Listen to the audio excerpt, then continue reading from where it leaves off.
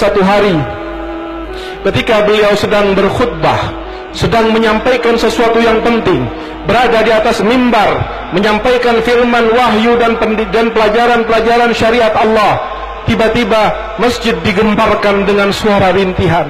Suara rintihan yang sangat memilukan, seperti suara bayi yang kehilangan ibunya.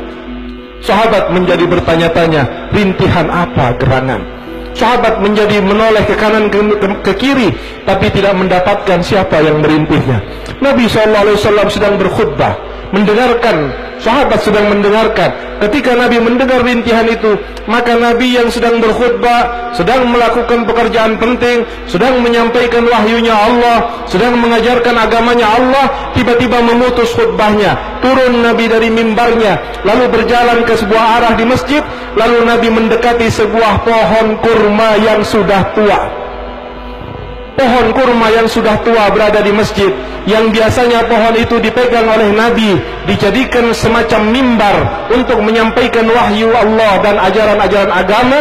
Kemudian dibuatkan mimbar baru oleh sahabat.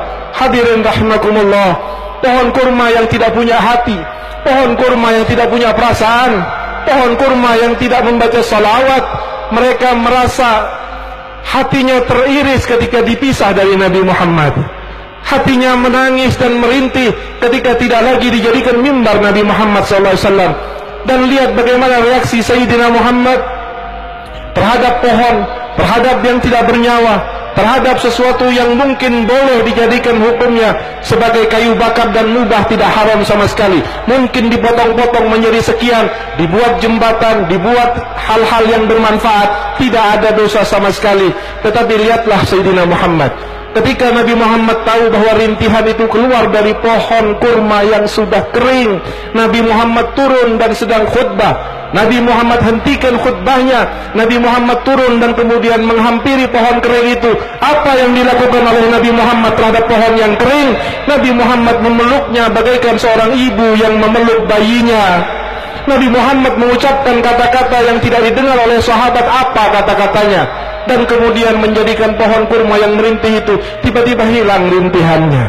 Sebagian riwayat mengatakan bahwa Nabi mengatakan kepada pohon kurma, engkau berhentilah merintih, engkau akan aku jadikan mimbarku nanti di sorga.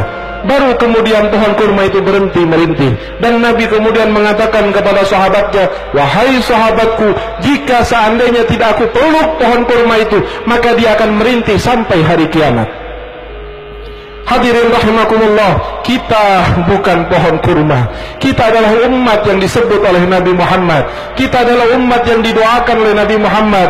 Kita adalah umat yang sengaja dicintai oleh Nabi Muhammad. Kita adalah umat yang diperjuangkan siang dan malam oleh Nabi Muhammad. Maka merintihlah kalian kepada Rasulullah agar Rasul turun dari mimbarnya dan memeluk kalian.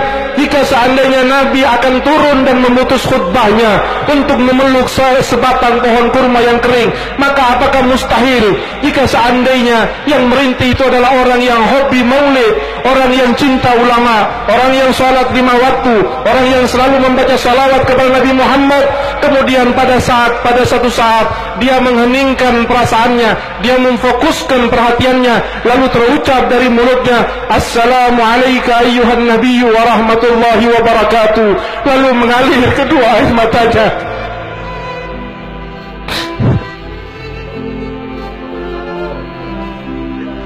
Tidakkah Rasulullah akan memeluknya?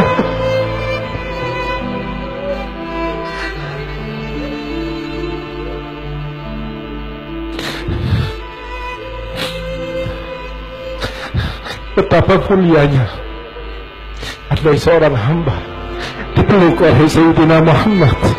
Betapa agungnya jika seorang hamba dipeluk oleh Sayyidina Muhammad. Betapa inginnya kami dipeluk oleh Engkau ya Rasulullah.